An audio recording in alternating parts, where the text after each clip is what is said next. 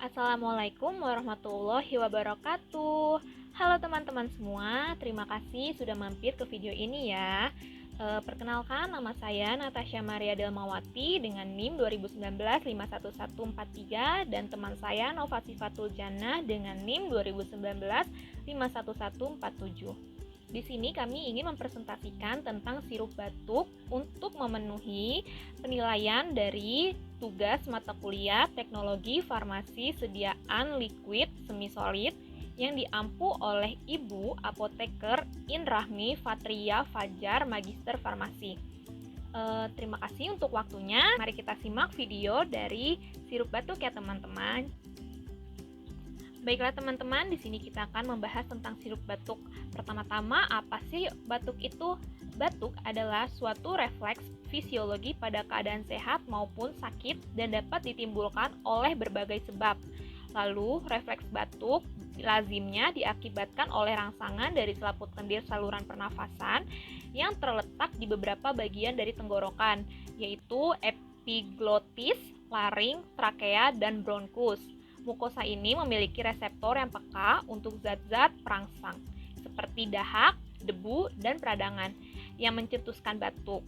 Batuk merupakan suatu mekanisme fisiologi yang bermanfaat untuk mengeluarkan dan membersihkan saluran pernafasan dari dahak, zat-zat asing, dan unsur infeksi. Dengan demikian, batuk merupakan suatu mekanisme perlindungan. Ini kita langsung lanjut lagi ke gejala batuk. Gejala batuk itu sebenarnya ada dua ya, ada gejala umum dan ada gejala khusus, dan mereka juga mempunyai ciri-ciri yang berbeda. Untuk gejala umum memiliki ciri-ciri rasa lesu atau lemah, tidak mau makan, pusing, suhu badan meningkat atau demam.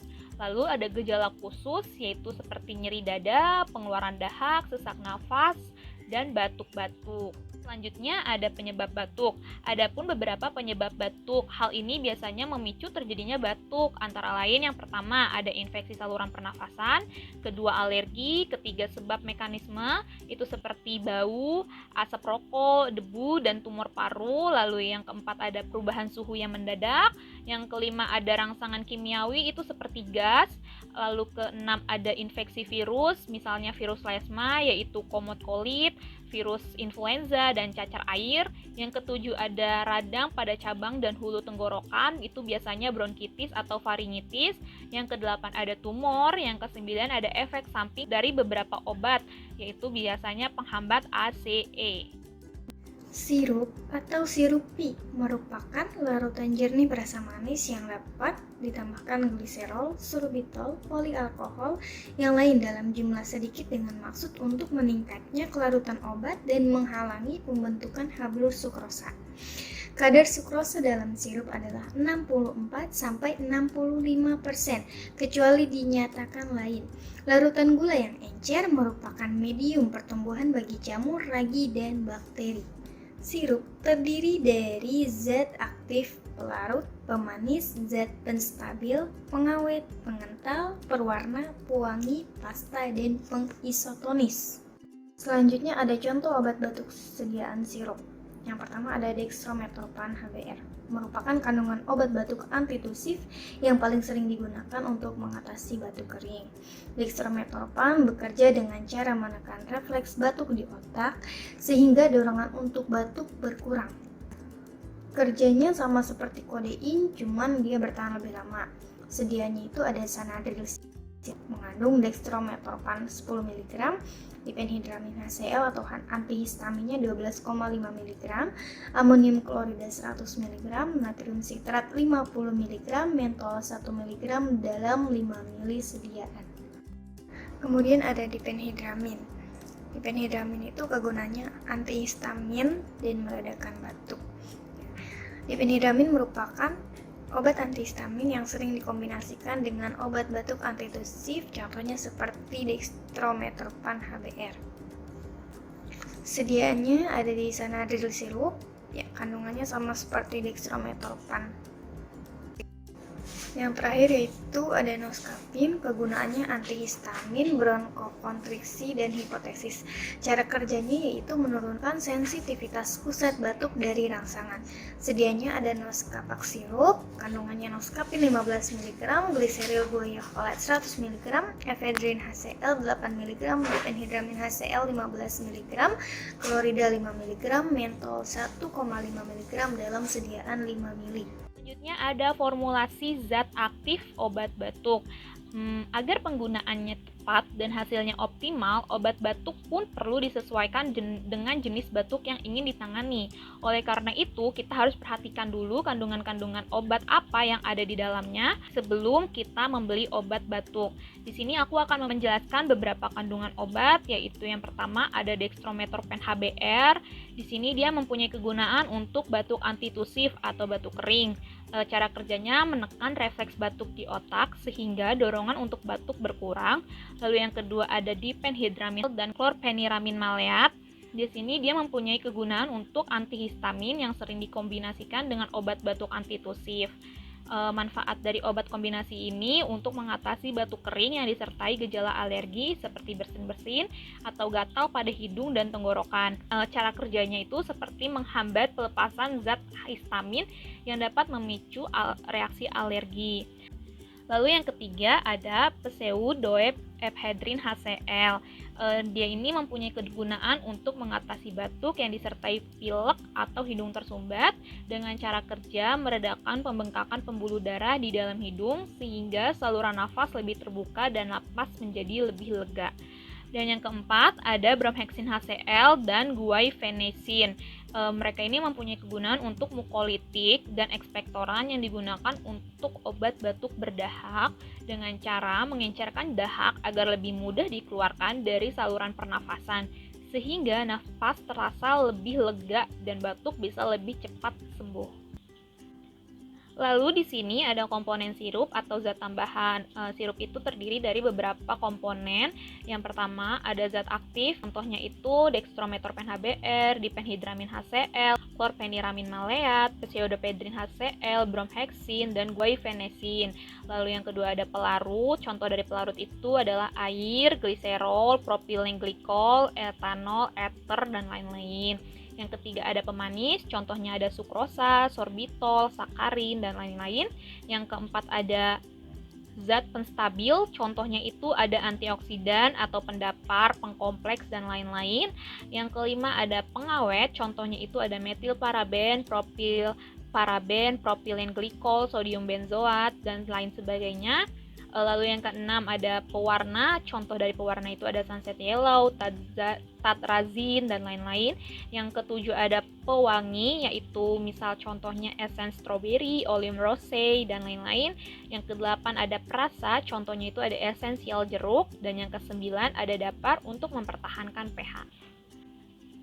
Adapun pertimbangan dalam pemilihan eksipien, kriteria yang harus dipenuhi yaitu pertama dapat meningkatkan kualitas fisik obat dengan mempengaruhi transportasi obat dalam tubuh. Yang kedua ada netral secara fisiologis, stabil, tidak mempengaruhi bioavailabilitas obat. Yang ketiga ada mencegah kerusakan sebelum sampai ke sasaran. Yang keempat ada menjaga pH dan osmolaritas.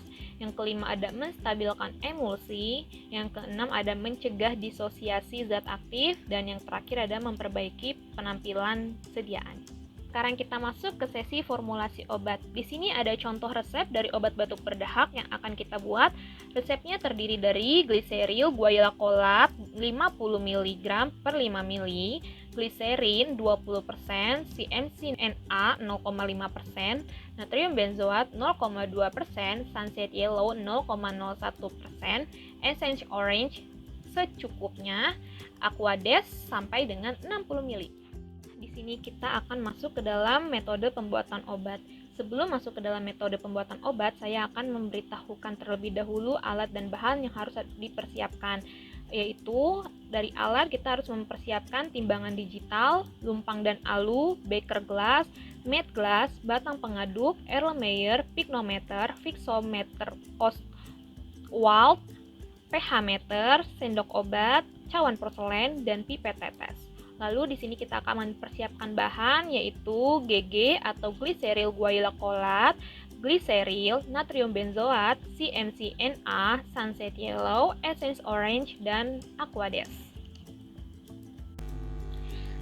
Kemudian kita masuk ke cara pembuatan. Tahap pembuatan yang pertama adalah kalibrasi botol 60 ml. Yang kedua, beri tanda kalibrasi pada botol. Ketiga, ukur air panas sebanyak 6 ml. Kemudian timbang CMC-NA sebanyak 0,3 gram, tabur di atas air panas dan kembangkan.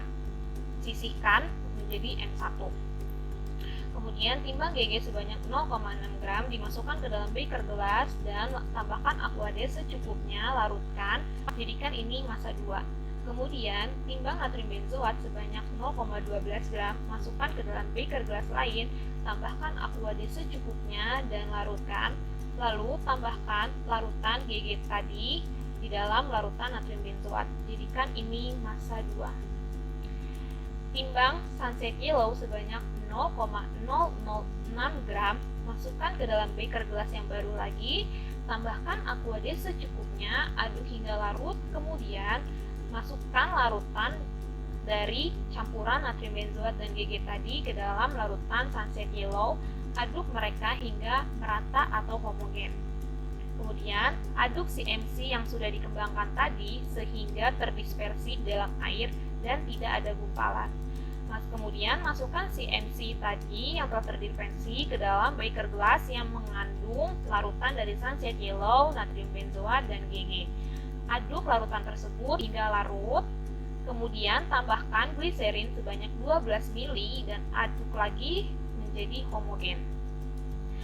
Terakhir, masukkan ke dalam botol yang telah dikalibrasi. Tambahkan aquades sampai batas kalibrasi sebanyak 60 ml. Lalu yang terakhir kalinya, tambahkan 1-2 tetes essence orange ke dalam botol tersebut. Tutup botol dan kocok botol tersebut hingga homogen. Dan yang terakhir kalinya adalah dilakukan pengujian terhadap sediaan sirup. Kemudian ada evaluasi sediaan. Yang pertama ada organoleptis, diamati warna dan bentuk sediaan, dicium aroma sediaan, dan dirasakan sediaannya. Selanjutnya ada bobot jenis, ditimbang menggunakan pyknometer. Viskositasnya dilakukan dengan menggunakan viksometer Oswald. pH sediaan, pH yang didapatkan adalah 7, artinya larutan bersifat netral. Kejernihan dituang ke dalam beaker gelas dan didapatkan hasil larutan bening. Hasil uji sediaan yang pertama yaitu organoleptis, sediaannya berbentuk cair, berbau khas jeruk, berwarna oranye, serta memiliki rasa yang manis dan pahit. Selanjutnya bobot sediaan memiliki bobot 60 ml per botol dengan aturan pakai mulai umur 2-4 tahun, 6-12 kali sehari setengah sendok takar, kemudian 5-10 tahun, 6-12 kali sehari 1 sendok takar, selanjutnya umur 11-12 tahun, 6-12 kali sehari 1 setengah sendok takar.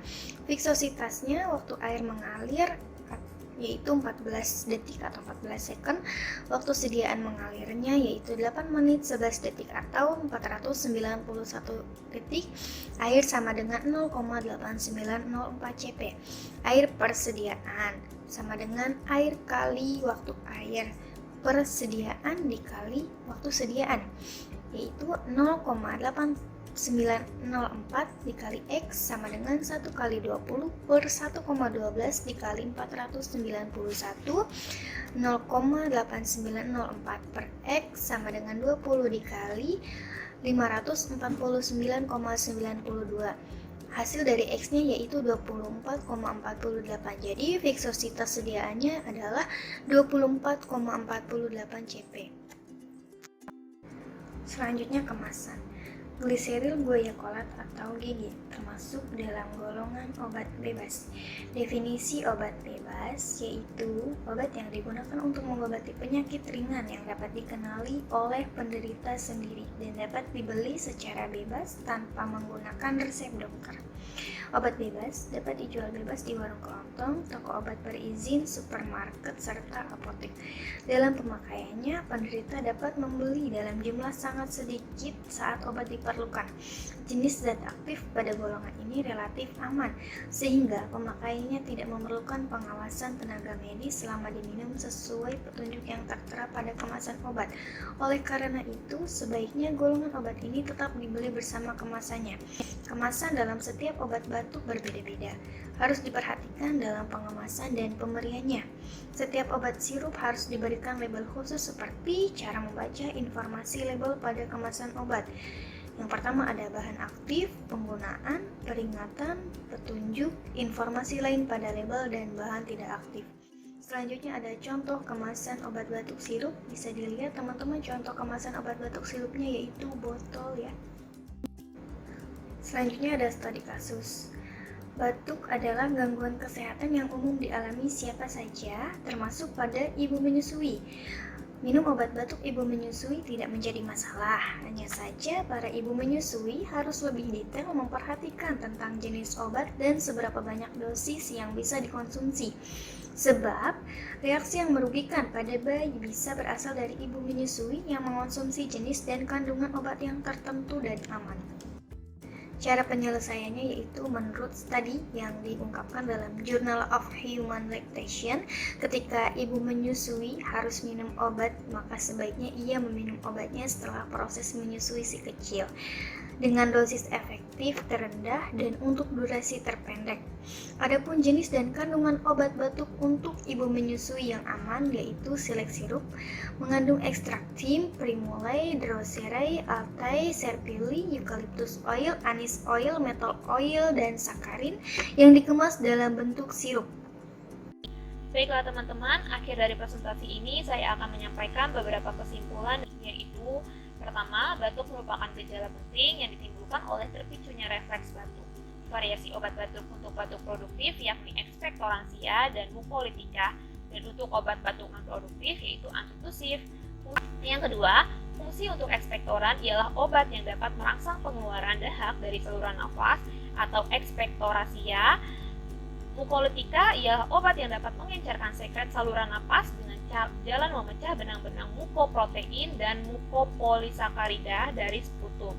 Antitusif ini bekerja sentral pada susunan syaraf pusat dan menekan pusat batuk dan menaikkan ambang rangsang batuk. Yang ketiga, sirup batuk merupakan salah satu sediaan jadi yang mengandung beberapa jenis zat aktif seperti GG atau CTM.